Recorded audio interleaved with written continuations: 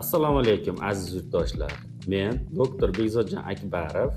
Bugun sizlar bilan juda muhim va hayotiy va har bir oila uchun dolzarb bo'lgan mavzuda gaplashamiz. Ya'ni bosh miya insultlari to'g'risida to'liq va batafsil ma'lumot beramiz. Bosh miya insultlari bu oddiy bosh og'rig'i emas.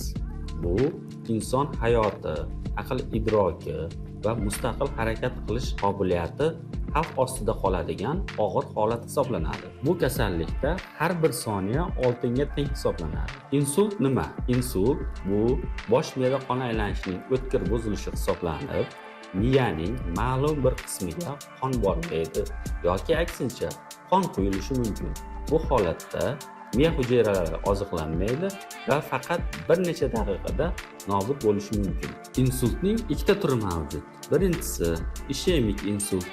Bu juda ko'p uchraydigan kasallik bo'lib, bunda miya qon tomirlari tiqilib qoladi va miyada qon aylanishining o'tkir buzilishi kuzatiladi. Ikkinchisi gemorragik insult hisoblanadi.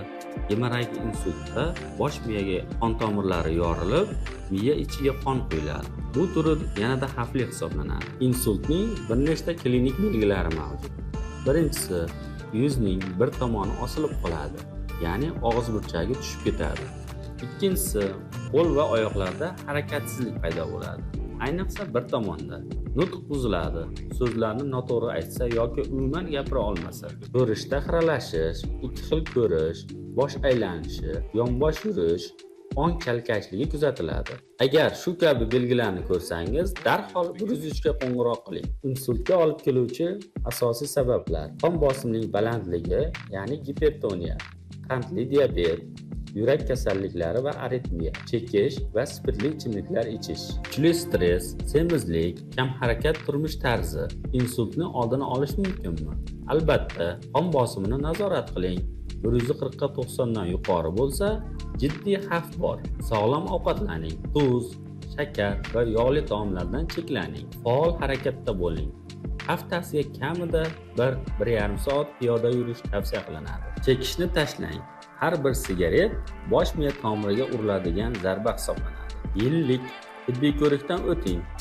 Erta aniqlangan kasallik hech qachon kech emas. Insult bu kutilmagan mehmon, lekin uni to'xtatish, unga yo'l qo'ymaslik sizning qo'lingizda. Har kuni sog'lig'ingiz uchun kamida 1 daqiqa ajrating. Kelajakda o'zingizga rahmat aytasiz. Agar foydali ma'lumotimiz sizga manzur bo'lsa, do'stlaringiz bilan bo'lishing va kanalimizga obuna bo'ling. Biz sog'lom hayot uchun ishlaymiz. Kelgusi videolarda ko'rishguncha salomat bo'ling.